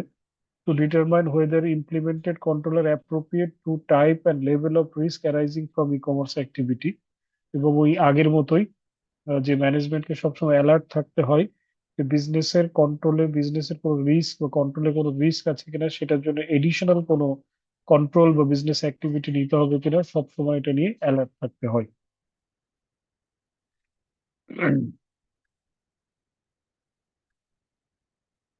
জেনারেল কি কি ডকুমেন্টেশন নিতে হয় এই ক্ষেত্রে, লিস্ট অফ পার্সন এবং যে ডিউটি, যারা একটা ই কমার্সকে পরিচালনা করে তাদের বা ই ব্যাংকিং, তাদের লিস্ট এবং তাদের ডিউটি, কে কোন কাজ করে, flow chart of e commerce system, strategic plan সম্পর্কে জানা, তাদের কোনো ইন্ডিপেন্ডেন্ট রিভিউ বা সার্টিফিকেশন আছে কিনা, যেমন আইএসও সার্টিফিকেশন থাকতে পারে, বেসিসের সার্টিফিকেশন থাকতে পারে, অর্থাৎ সে যে সিস্টেমটা চালাচ্ছে সেই সিস্টেমটা সঠিকভাবে রান করে কিনা তার সার্টিফিকেশন আছে কিনা, কোনো কনসালটেন্ট বা এক্সপার্ট আছে কিনা, তাহলে তাদের কাছ থেকে ইন্ডিপেন্ডেন্ট রিভিউ নেওয়া, তারপরে বা তাদের রিভিউ রিপোর্টকে দেখা, ডিটেলস ই কমার্স অ্যাক্টিভিটি কি তারা পরিচালনা করে সেটা দেখা, কোনো কমপ্লেন রিপোর্টিং বা ফিডব্যাক রিপোর্টিং সিস্টেম আছে কিনা, থাকলে সেই সিস্টেম রিপোর্টিং কিভাবে রিজলভ হয়, ইন্টারনাল এবং এক্সটার্নাল অডিট রিপোর্ট যদি কোনো কিছু থেকে থাকে তাহলে সেটার ম্যাটেরিয়াল দেখা, এবং রিলেভেন্ট পলিসি প্রসিডিউর গুলোকে আইডেন্টিফাই করা। এটা হচ্ছে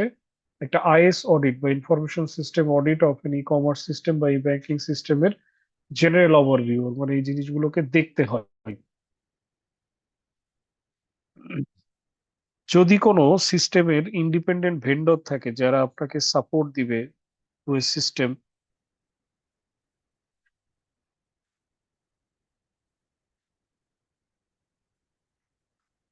তাহলে সেখানে কি কি জিনিস রিভিউ করতে হয়।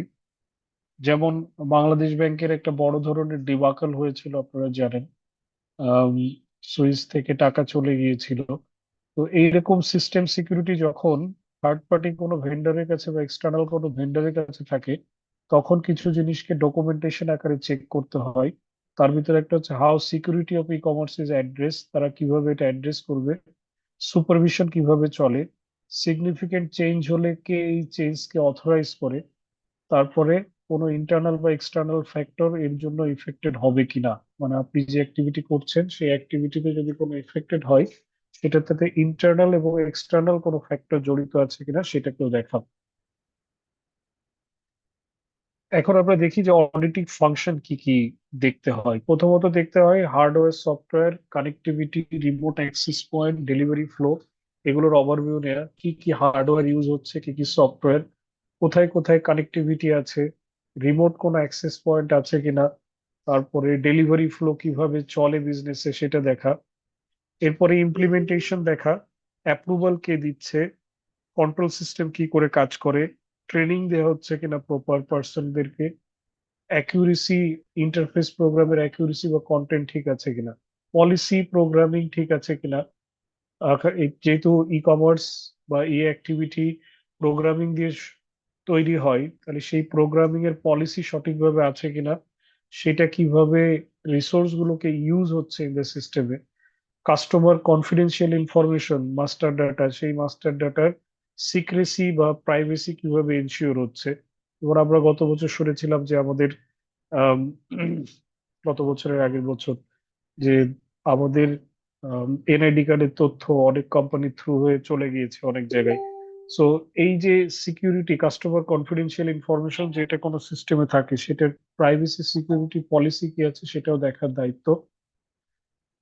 অ্যাডমিনিস্ট্রেশন এবং অ্যাকাউন্টিং প্রসেসকে দেখা, অ্যাডমিনিস্ট্রেশনে দেখা হচ্ছে যে ই কমার্সের সিকিউরিটি অফিসারকে ইউনিক আইডি গুলো কিভাবে ক্রিয়েট হচ্ছে কাস্টমারের, এমপ্লয়ির অ্যাক্সেস ই কমার্স সিস্টেমে যে দেয়া হচ্ছে সেটার ভ্যারিয়েশনটা কেমন, কাকে কতটুকু অ্যাক্সেস দেওয়া হচ্ছে, জেনারেটিং এক্সেপশন রিপোর্ট জেনারেট করা হয় কিনা, সিকিউরিটি প্রোগ্রাম গুলো ই কমার্সের সাথে জড়িত যেগুলো আছে সেগুলোর সঠিক মেনটেনেন্স হচ্ছে কিনা। অ্যাকাউন্টিং প্রসেস হচ্ছে রিকনসাইল করা অল ট্রানজেকশনকে, সিস্টেমের ট্রানজেকশনের সাথে অ্যাকাউন্টিং রেকর্ডের রিকনসিলেশন করা, ডুপ্লিকেট ট্রানজেকশনকে আইডেন্টিফাই করা, যেমন অনেক ক্ষেত্রে হতে পারে যে আপনি একই প্রোডাক্ট সেল করলেন, সেই প্রোডাক্টটা ব্যাক আসলো, আবার ওই প্রোডাক্টে রিপ্লেস করলেন, তাহলে ট্রানজেকশন কিন্তু একটা হবে। সো প্রথমত হচ্ছে রিকনসিলেশন, দ্বিতীয় হচ্ছে যে এই ট্রানজেকশন ডুপ্লিকেট হচ্ছে, ট্রানজেকশনের রেকর্ডিং কি সঠিকভাবে সঠিক প্রসেসের মাধ্যমে হচ্ছে কিনা। তো প্রথমে একটা ট্রানজেকশন হলো, একটা ক্রেডিটর জেনারেট হলো, আবার একটা ট্রানজেকশন হলো, আলটিমেটলি ট্রানজেকশন কিন্তু একটা হলো, ট্রানজেকশন কিন্তু তিনটা হয়নি। সো যদি ইন্টারনাল প্রসেস থাকে যে প্রথম ট্রানজেকশনকে ক্রেডিট নোট দ্বারা রেপ্লিকেট করে বাতিল হয়ে গিয়ে নতুন transaction, so then it's fine. যদি সেটা না হয় তাহলে ডুপ্লিকেশন সিস্টেমের মাধ্যমে ডুপ্লিকেট ট্রানজেকশন গুলোকে ইলিমিনেট করার প্রসেস থাকতে হবে।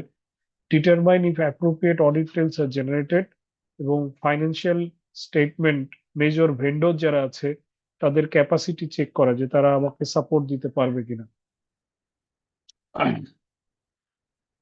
পরেরটা হচ্ছে লিগ্যাল এবং regulatory matter.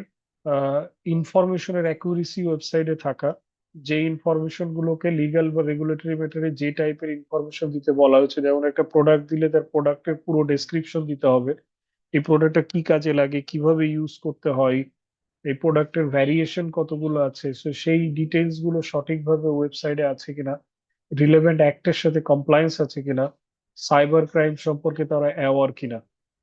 Internet security অ্যাডমিনিস্ট্রেশনে password administration কিভাবে হয়, ইন্টারনাল কানেকশন টু এক্সটার্নাল সার্ভিসের ক্ষেত্রে কিভাবে দেয়া হচ্ছে, ফিজিক্যাল সিকিউরিটি কোনো ইস্যু আছে কিনা, কন্ট্যাক্ট উইথ দ্য ভেন্ডর যারা সাপোর্ট দিচ্ছে তাদের সাথে এসএলএ আছে না, সার্ভিস লেভেল এগ্রিমেন্ট বলে এসএলএ, সো এই ডিটেইল এগ্রিমেন্ট আছে কিনা, যারা মেজর ভেন্ডর ই কমার্স সিস্টেমে হয়তো সার্ভারের সাপোর্ট দিচ্ছে, তাহলে ব্যাকআপ সাপোর্ট দিচ্ছে, সো যেই সাপোর্ট দিক না কেন সেই সাপোর্টের প্রপার এসএলএ আছে কিনা সেটাকেও ভেরিফাই করতে হয়। ই কমার্স পলিসি এবং প্রসিডিউরকে কি কি জায়গায় দেখতে হয়, একটা হচ্ছে clear allocation of responsibility for system security. System সিকিউরিটির ক্ষেত্রে কার কোন রেসপন্সিবিলিটি, কোন পার্সনের কোন পজিশনের কি রেসপন্সিবিলিটি, সেই রেসপন্সিবিলিটিকে এনশিওর করা। Control over network and data access, সেটাকে দেখা। ফায়ারওয়াল সঠিকভাবে কাজ করে কিনা, এনক্রিপশন টেকনিক ইউজড হয় কিনা, এবং সিকিউরিটি পলিসি গুলো পেরিওডিক্যালি রিভিউ এবং আপডেট হয় কিনা। একটা পলিসি নেওয়া হয়েছে কিন্তু এই পলিসি কিন্তু সবসময় স্ট্যাগনেন্ট থাকবে না, এটা টাইম টু টাইম চেঞ্জ হবে, তো সেই চেঞ্জ গুলো হচ্ছে, সেই চেঞ্জটা সঠিকভাবে রিভিউ হচ্ছে কিনা এবং সেটা আপডেট হচ্ছে কিনা, পলিসি সাথে সাথে সার্কুলেট হচ্ছে কিনা, that's is also necessary. Internal কন্ট্রোলের কি কি ইম্প্যাক্ট আছে ই কমার্সের, একটা সিকিউরিটির একটা ইম্প্যাক্ট আছে। আপনি সিস্টেম সিকিউরিটি যত স্ট্রং হবে আপনার ইন্টারনাল কন্ট্রোল তত স্ট্রং হবে। ট্রানজেকশনের ইন্টিগ্রিটি, প্রসেস গুলো অ্যালাইনমেন্ট, একটা প্রসেসের সাথে একটা প্রসেসের অ্যালাইনমেন্ট, ইন্টারন্যাশনাল বিজনেস করতে গেলে ইন্টারন্যাশনাল ল এর সাথে অ্যালাইনমেন্ট করা, এবং অডিট এভিডেন্স, সর্বোপরি অডিট এভিডেন্স জেনারেট করছে কিনা ইনফরমেশন গুলো বা পুরো প্রসেস গুলো সেটাকে দেখা। এটা ছিল ই কমার্সের উপরে আলোচনা। আমরা এখন ফোর্থ একটা টপিকে যাব।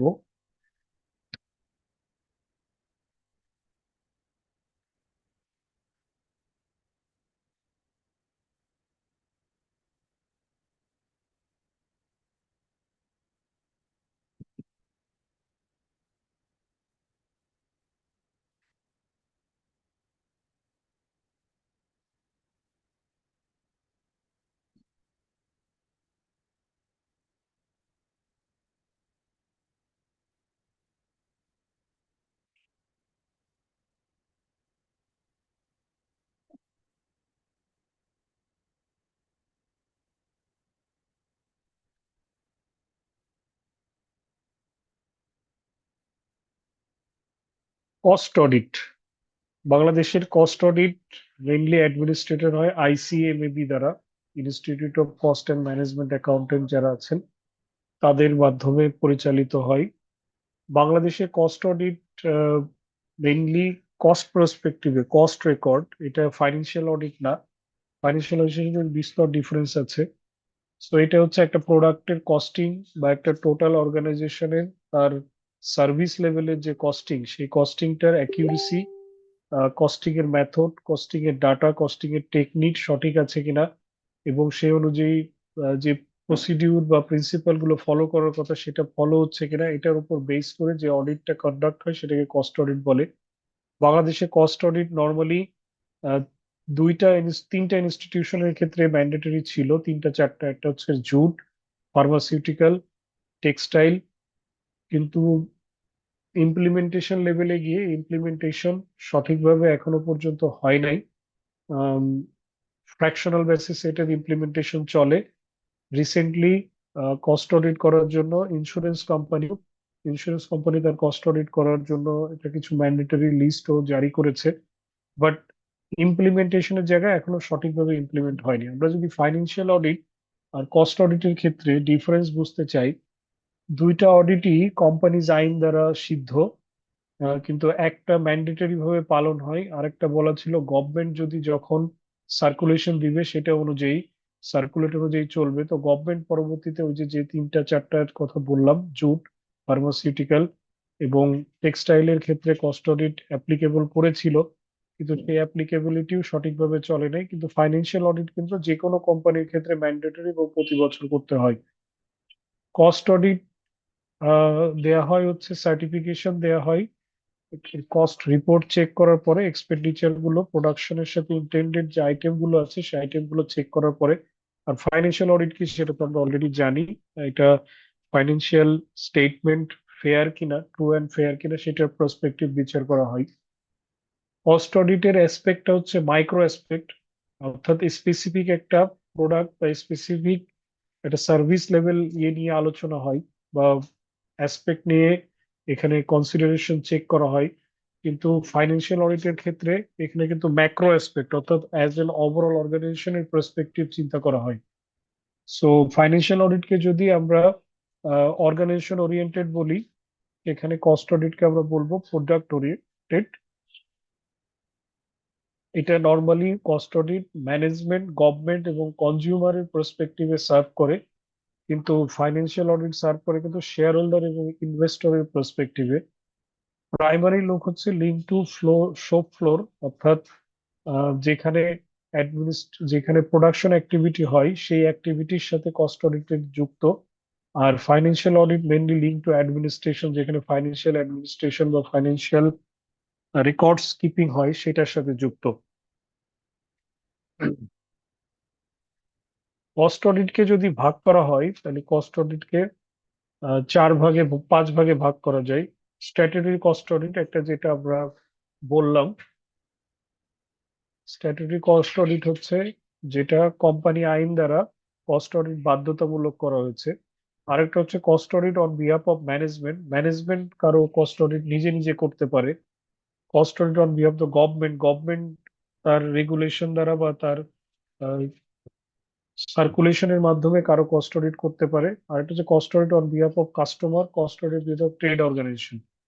কাস্টমার যদি কোনো কিছু কেনার জন্য, এটা নর্মালি লং টার্ম কোনো এগ্রিমেন্ট, মেনলি কনস্ট্রাকশন, বিশদ কোনো অ্যাক্টিভিটি, এরকম অ্যাক্টিভিটির, ধরেন কথার কথা মোনোরেল হবে বা ধরেন বিশাল এক ফ্লাইওভার হবে, সেই ফ্লাইওভার করার জন্য যিনি কাস্টমার, যিনি সার্ভিস প্রোভাইডার অর্থাৎ কনস্ট্রাকশন অ্যাক্টিভিটি করবেন, তার কস্টিং এর যে ধারণা দেয়া হয়েছে সেই ধারণার কস্টিং এর উপরে বেস করে, সেই অ্যাসপেক্টের উপরে বেস করে কস্ট অডিট করতে পারে যে তার কস্টিং এর ধারণাটা ঠিক আছে কিনা।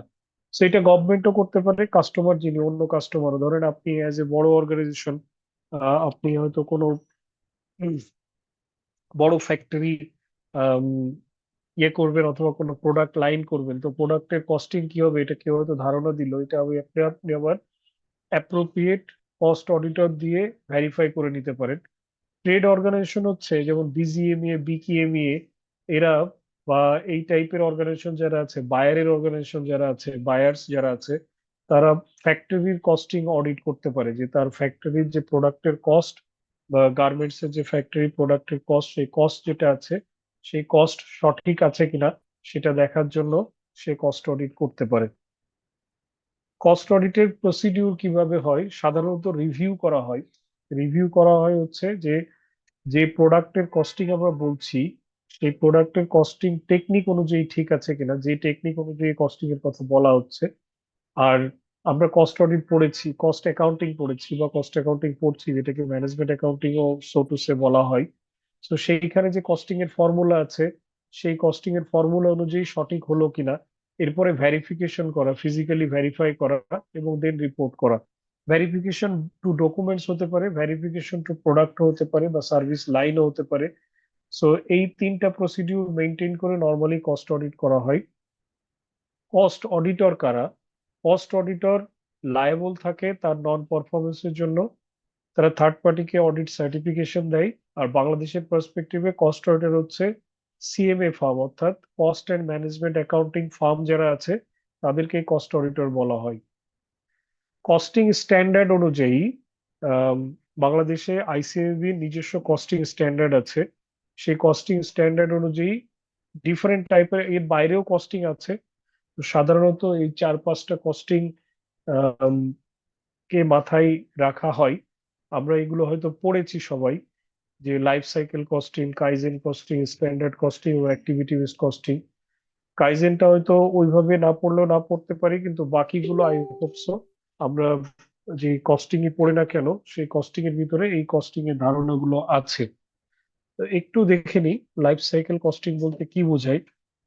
লাইফ সাইকেল হচ্ছে একটা প্রোডাক্টের লাইফ সাইকেলে তার total cost throughout the life, including the planning, design, acquisition, সবকিছু মিলে আহ, তার যে কস্টিংটা, একটা প্রোডাক্ট লাইফ সাইকেলে যে কস্টিংটা হয়, সেই কস্টিং এর ধারণাটাকে আমরা লাইফ সাইকেল কস্টিং বলছি। ইউজুয়ালি যেহেতু একটা প্রোডাক্টের লাইফ সাইকেল, এটা কনস্ট্রাকশনের ক্ষেত্রে বেশি হয়, একটা নির্দিষ্ট 2-3 বছর সময় নিয়ে চলে, তো সেখানে নর্মালি ডিসকাউন্টেড কস্ট বেসিস নেওয়া হয়, কারণ টাইম ভ্যালু অফ মানি সেখানে কনসিডার করা হয়। এখানে কিছু জিনিসকে আরো ডিসিশনের পার্সপেক্টিভে বিচার করা হয়, অ্যাকুইজিশন, মেনটেনেন্স, রিফারবিশমেন্ট, ডিসপোজাল কিভাবে হবে, ফুল কস্ট ইমপ্লিকেশনটাকে মাথায় নেওয়া হয়। Kaizen costing normally Japanese technique, যেখানে কন্টিনিউয়াস ইমপ্রুভমেন্ট শব্দটা মেনলি এসেছে কন্টিনিউয়াস ইমপ্রুভমেন্ট। এখানে কস্টিং এর ইনভলভ হচ্ছে কন্টিনিউয়াসলি প্রোডাক্টের কস্ট এবং কোয়ালিটি এবং প্রোডাকশন প্রসেস ইমপ্রুভমেন্ট হতে থাকে। অর্থাৎ আপনি আজকে যে প্রোডাকশনটা করতেছেন, নেক্সট যে প্রোডাকশনে করবেন সেই প্রোডাকশনে মাথায় রাখবেন আবার যে আপনার জন্য কস্ট, এটার মানেই হচ্ছে যে কস্ট কম হবে সেটা না, আপনার প্রোডাক্টের কোয়ালিটিও বাড়ে, কস্টও যেন সেই অনুযায়ী কোয়ালিটির সাথে সামঞ্জস্য রেখে you can have a parallel phasing আর কি, প্যারালাল ফেজিং থাকে। ইনক্রিমেন্টাল ইমপ্রুভমেন্ট দুই জায়গায় হতে পারে, কস্টিং এ হতে পারে, আপনার প্রোডাকশন প্রসেসে হতে পারে, প্রোডাকশনের কোয়ালিটিতে হতে পারে। এটাও প্রোডাক্টের লাইফ সাইকেলে অনেক সময় টিপিক্যালি লাইফ সাইকেল হিসেবে কনসিডার করা হয়। আর এখানে মেন টার্গেট সেট করা হয় যে কস্ট রিডাকশন, আপনি যত দিন যাবে ইমপ্রুভমেন্ট হবে, কিন্তু প্যারালাল কস্ট ওইভাবে প্যারালালি বাড়বে না, বরঞ্চ আপনি কন্টিনিউয়াস ইমপ্রুভমেন্ট করে কস্টটাকে কমাবেন। স্ট্যান্ডার্ড কস্টিং একটা ক্রুশিয়াল ফ্যাক্টর, কারণ এটা সব থেকে বেশি ইউজ হয়। শুরুতেই কোম্পানি তার প্রোডাক্টের একটা স্ট্যান্ডার্ড কস্ট, সে বাজেটারি কস্ট একটা সে ধারণা তৈরি করে এবং সেটার উপর বেস করে তার কস্টিং চলতে থাকে। পরবর্তীতে সেটা অ্যাকচুয়াল কস্টের ধারণা, যখন অ্যাকচুয়াল কস্ট হয় সেটা অনুযায়ী আন্ডার ওভার অ্যাবজর্পশন করে সেই অ্যাবজর্পশনটাকে অ্যাবজর্ব করা হয়। সো প্রথমত আগে একটা স্ট্যান্ডার্ড কস্ট সেট করা হয়, সেট করে ওটা দিয়েই অ্যাবজর্ব করা হয়। পরবর্তীতে যখন অ্যাকচুয়াল কস্ট হয় তখন অ্যাকচুয়াল কস্ট নিয়ে তখন অ্যাকচুয়াল কস্টিং এর সাথে আন্ডার ওভার অ্যাবজর্ব করা হয়। স্ট্যান্ডার্ড কস্টিং এর নিয়ম হচ্ছে একটা নির্দিষ্ট সময় পর পর এটাকে রিভিউ করা, রিভিউ করে কস্টিং এর মেকানিজমটাকে অ্যাডজাস্ট করা। এরপর হচ্ছে activity base costing. Activity base costing হচ্ছে অ্যাক্টিভিটি অনুযায়ী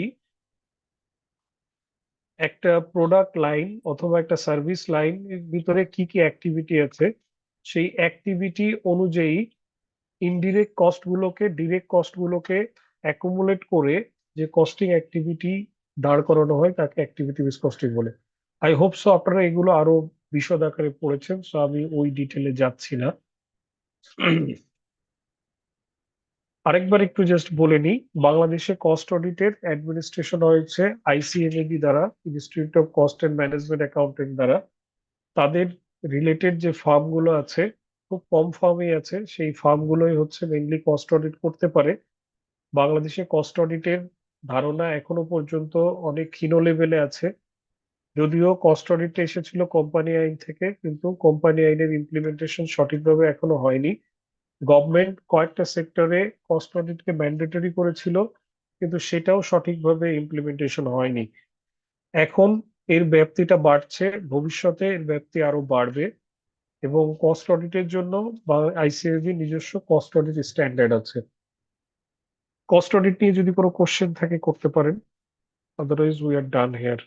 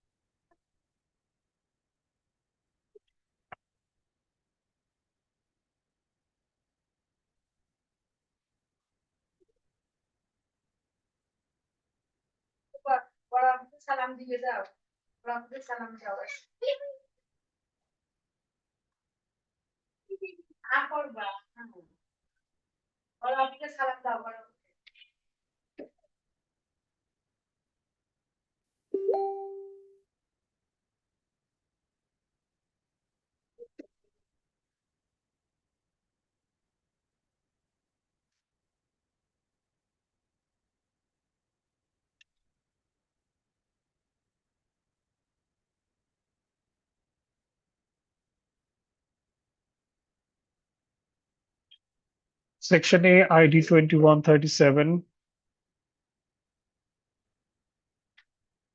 Sir, present, sir. 21-127, 2235, Present, sir. 2245, 2261, 2277, Present, sir. 2293, 22101, Sir, 45.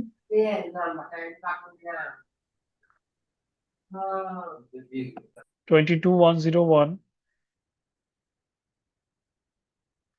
22153, Present, sir. 22169, Yes, sir. 22171, Present, sir. 01, Present, sir. 05, Present, sir. 07, Present, sir. 11, Yes, sir. 19, Yes, sir. 21, Present, sir. 23, Present, sir. 27, Present, sir. 31, 33, Present, sir. Sir, present, sir. 35, 33. Sir, Sir, 31 33, sir. present. 35, 41, 45, Present, sir.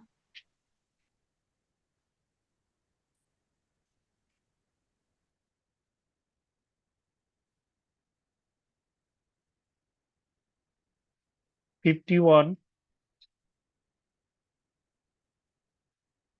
55, 59, Present, sir. 61, Present, sir. 65, Present, sir. 67, Yes, sir. 69, 75, 77, Present, sir.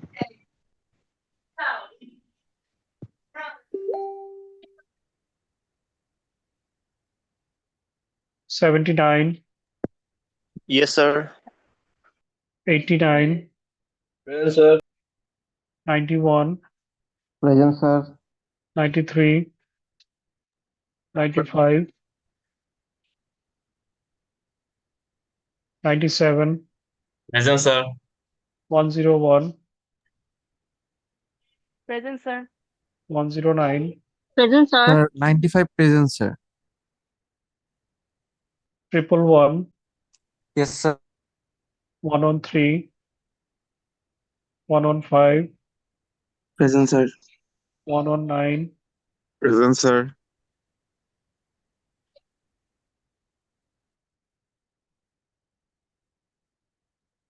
125, Present, sir. 127, Present, sir. 129, Present, sir. 131, Present, sir. 133, Present, sir.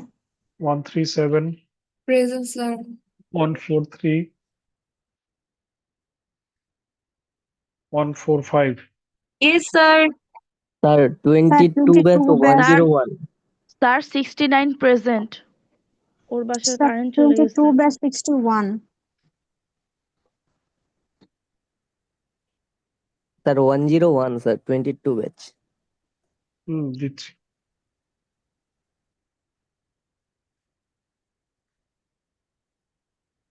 Sir, 035 present, sir. 23 Thank you, batch. sir.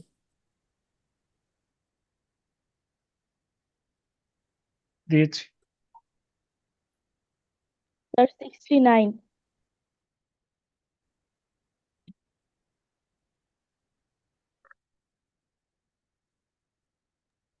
Sir, 41 chat box.